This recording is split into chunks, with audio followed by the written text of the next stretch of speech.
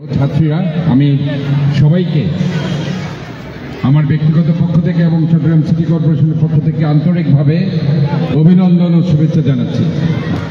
আজকের এই পুরস্কার বিতরণের অনুষ্ঠানে যারা পুরস্কার লাভ করেছো আর পুরস্কার লাভ করতে পারোনি সবাইকে আমি ধন্যবাদ জানাচ্ছি। প্রতিটি জায়গায় হার জিত আছে, পড়াশোনার মধ্যে আছে লেখাপড়া, ক্রীড়া প্রতিযোগিতা, সাংস্কৃতিক অনুষ্ঠান এবং প্রাত্যহিক জীবনে আমরা যারা রাজনীতিবিদ আছি, সমাজবিদ আছি, প্রত্যেক জায়গায় কম্পিটিশন আছে এবং সেটা থাকবে, থাকা উচিত। কিন্তু প্রতিটি কম্পিটিশনের মধ্যে অবশ্যই যাতে কোনো সহিংসতা না আসে, একটা মার্জিত সুন্দর একটা প্রতিযোগিতা থাকবে, সেখানে গঠনমূলক আলোচনা থাকবে, সমালোচনা থাকবে, কিন্তু সেখানে যাতে কোনো প্রতিহিংসার রূপ না নেয়, এটা সবসময় আমাদের মনে রাখতে হবে। ও এখান থেকে দুটো শিক্ষা নিতে হবে। যারা এখানে আজকে জিতেছ তাদেরকে এই মনোভাব পোষণ করতে হবে, আমাদের এই জিতটাকে আমাদের ধরে রাখতে হবে।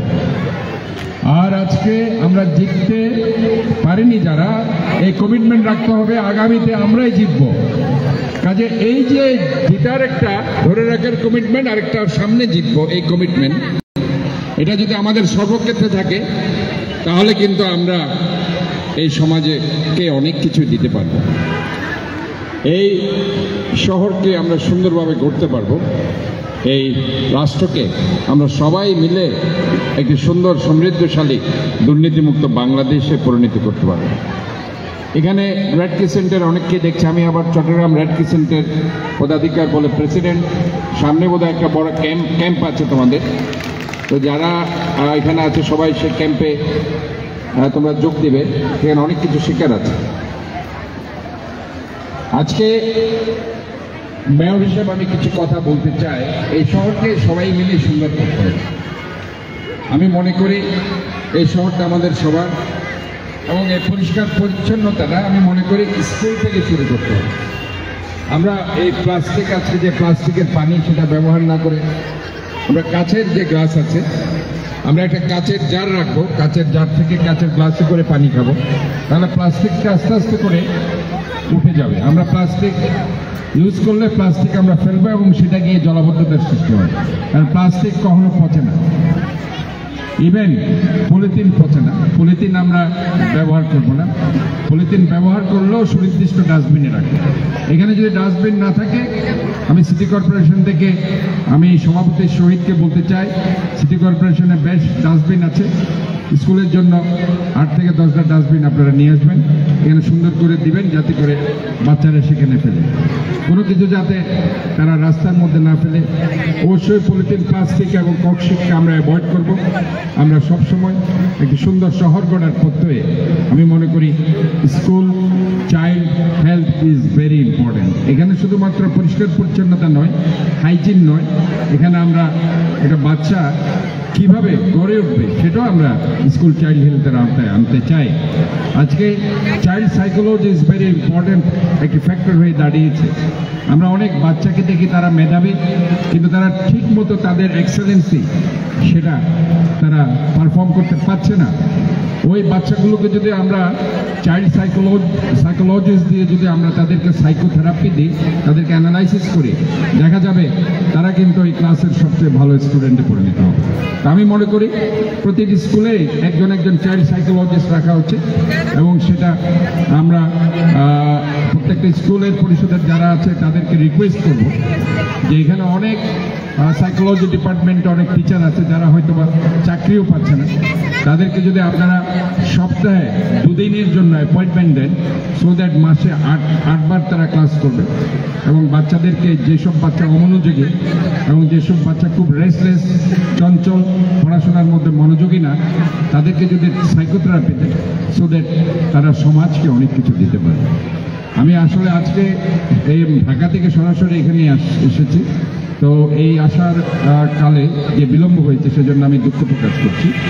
আমি মনে করছি যে আমি সবাইকে নিয়ে, এই বাচ্চা স্কুলের সমস্ত বাচ্চাদেরকে নিয়ে আমি একটি সুন্দর শহর গড়ব ইনশাআল্লাহ। সেই শহরটি হবে স্মার্ট, ক্লিন, গ্রিন করছি। ধন্যবাদ সবাইকে। আর আজকে ওনারা যে একটা সুপেয় পানির কথা বলেছে, ইনশাল্লাহ আপনারা অ্যাপ্লিকেশন করবেন। আমার পক্ষ থেকে যতটুকু করার ইনশাল্লাহ আমি করে দেবো। ধন্যবাদ।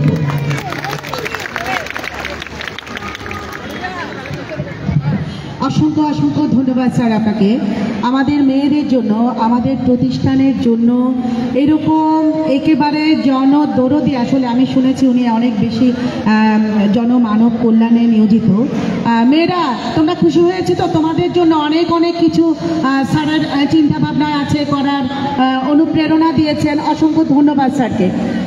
এই পর্যায়ে আমাদের আজকের অনুষ্ঠানের প্রধান অতিথি চট্টগ্রাম সিটি কর্পোরেশনের মাননীয় মেয়র জনাব ডাক্তার শাহাদাত হোসেন মহোদয়কে এবং আজকের অনুষ্ঠানের সভাপতি অর্থ বিদ্যালয় পরিচালনা পর্ষদের সম্মানিত সভাপতি জনাব শহীদুল ইসলাম চৌধুরী মহোদয়কে ক্রেস্ট প্রদান করে আমরা সম্মাননা প্রদান করব।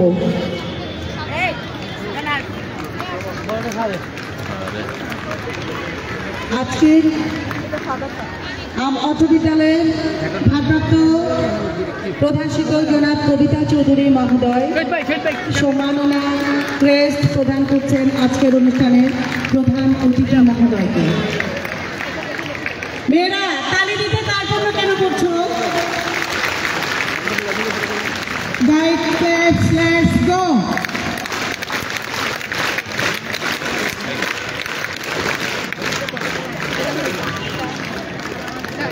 এখন আজকের অনুষ্ঠানের সভাপতি অর্থ বিদ্যালয় পরিচালনা পর্ষদের সম্মানিত সভাপতি জনাব শহীদুল ইসলাম চৌধুরী মহোদয়কে অর্থ বিদ্যালয়ের ভারপ্রাপ্ত প্রধান শিক্ষক জনাব কবিতা চৌধুরী মহোদয় সম্মাননা ক্রেস্ট প্রদান করছেন।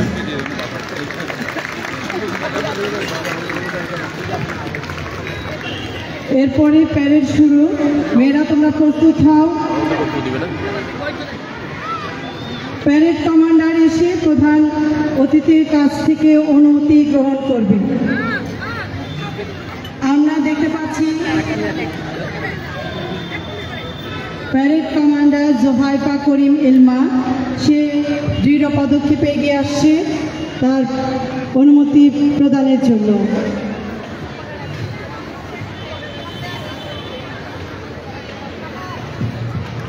স্যার, আপনার কাছে মার্চ পাস্টের অনুমতি চাচ্ছি। প্যারেড পিছে ঘুরবে, পিছে ঘুর।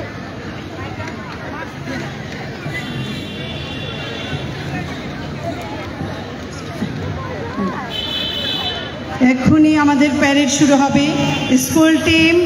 স্কুল টিমের মেয়েরা, স্কুল টিমের পতাকাবাহী যে কমান্ডার আফরোজা আকবর মাহি, তার পেছনে কমান্ডার আফিফা হায়দার প্রথম প্লাটুন নিয়ে শুরু করবে। প্যারেড আরামে দাঁড়াবে, আরামে দাঁড়া। প্যারেড সাবধান হবে, সাবধান। প্যারেড আরামে দাঁড়াবে, আরামে দাঁড়া। প্যারেড সাবধান হবে, প্যারেড 3 সারিতে পায়ে তাল রাখবে, তাল রাখ। জলদি জলদি চল।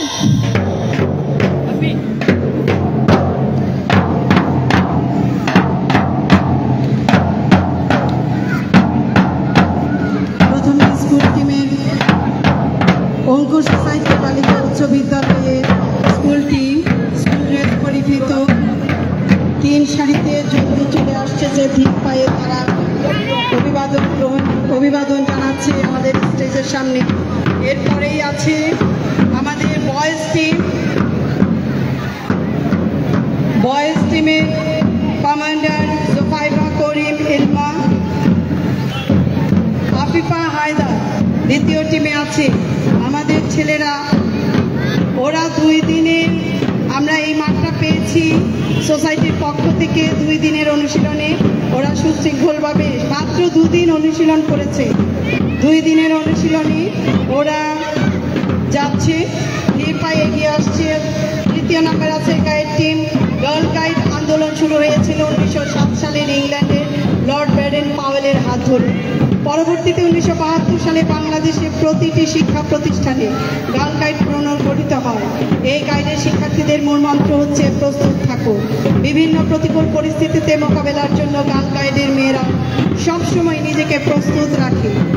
শিক্ষা প্রতিষ্ঠানে প্রচলিত শিক্ষা ব্যবস্থার পরিপূরক হিসেবে স্বাস্থ্যসম্মত ও আনন্দদায়ক কাজকর্মের মধ্য দিয়ে গার্ল গাইড শিক্ষার্থীদের মানবিক গুণাবলীর বিকাশ এবং তাদের চিন্তাধারার উৎকর্ষ সাধনে সাহায্য করে। তাছাড়া গাইড মানুষের পূর্ণতায় বিশ্বাস করে। এরপরে আমরা আমাদের ছোটদের আমরা নাচ রয়েছে। আমরা অতিথিদেরকে বিনীতভাবে অনুরোধ জানাচ্ছি ওনাদের আসন গ্রহণের জন্য। আমাদের ছোট্ট ছোট্ট প্রজাপতিরা এখন তাদের একটি চমৎকার পরিবেশন করবে।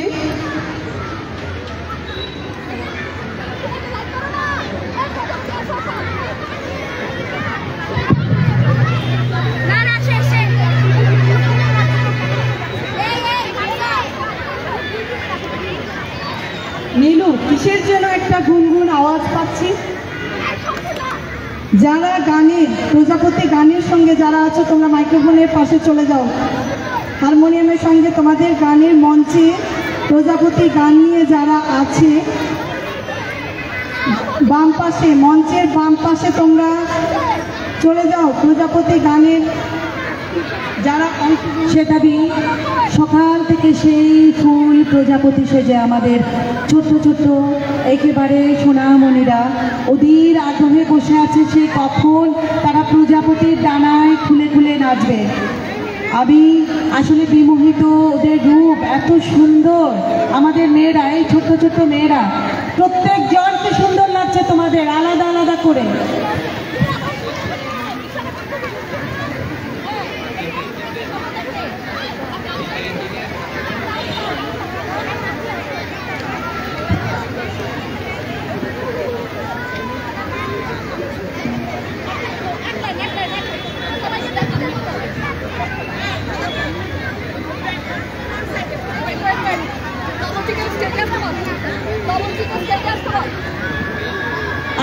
আমি তবলাবাদকের দৃষ্টি আকর্ষণ করছি।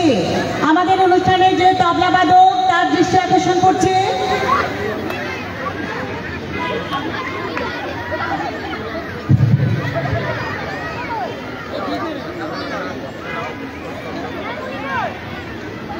সবাইকে একেবারে মাঝখানে ফ্রন্টে করে দাঁড়াবে, অতিথিদের দেখতে সুবিধা হবে। হাজারো প্রজাপতির ডানা উঠছে যেন।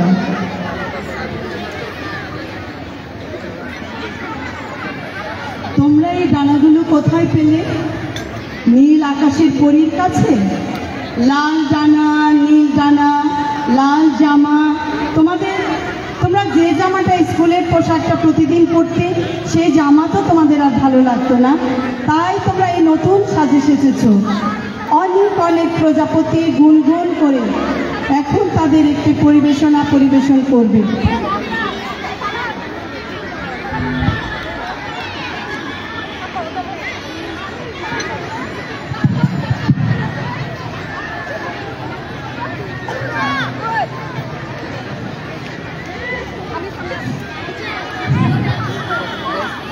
One, two, three, four, start.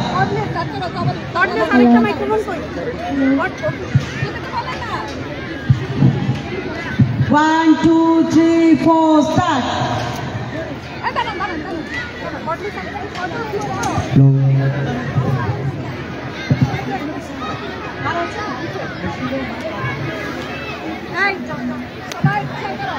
ডানে মেয়েরা